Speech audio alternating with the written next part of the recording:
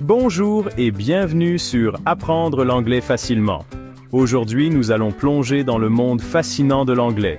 Aujourd'hui, nous allons apprendre à utiliser will et shall, deux mots très utiles pour parler du futur en anglais. Ces mots sont essentiels pour exprimer des intentions et des promesses.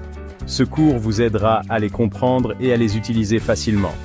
Vous verrez des exemples pratiques et des explications claires pour maîtriser ces concepts.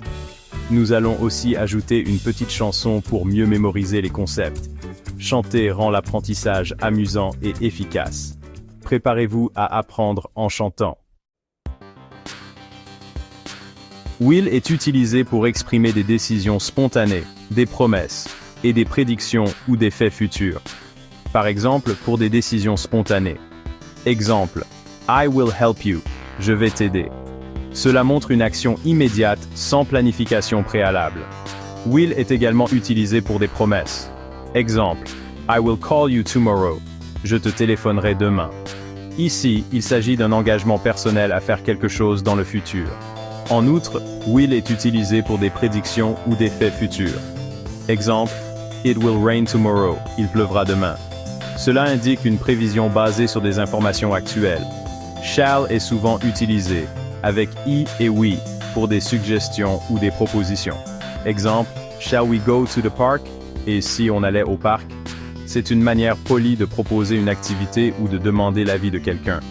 Shall est également utilisé pour exprimer une obligation dans un contexte formel. Exemple, You shall obey the rules. Tu dois respecter les règles. Cela indique une directive ou une règle qui doit être suivie. 1. Usage courant. Will est plus commun et informel, utilisé par tout le monde.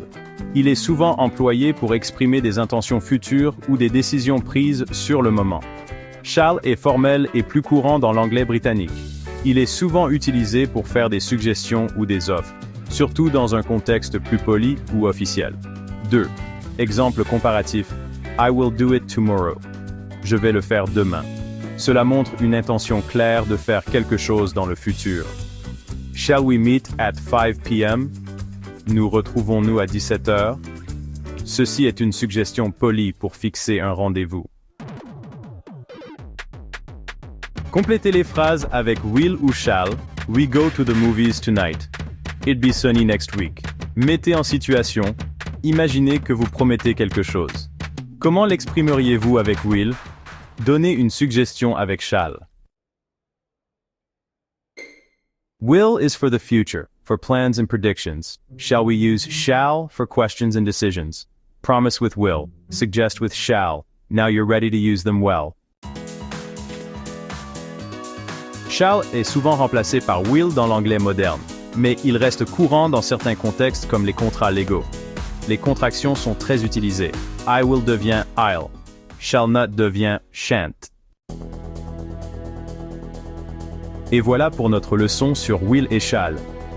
Pratiquez ces exemples et n'hésitez pas à chanter la chanson pour mieux mémoriser.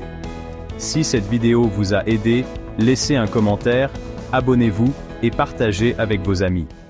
À bientôt pour une nouvelle leçon.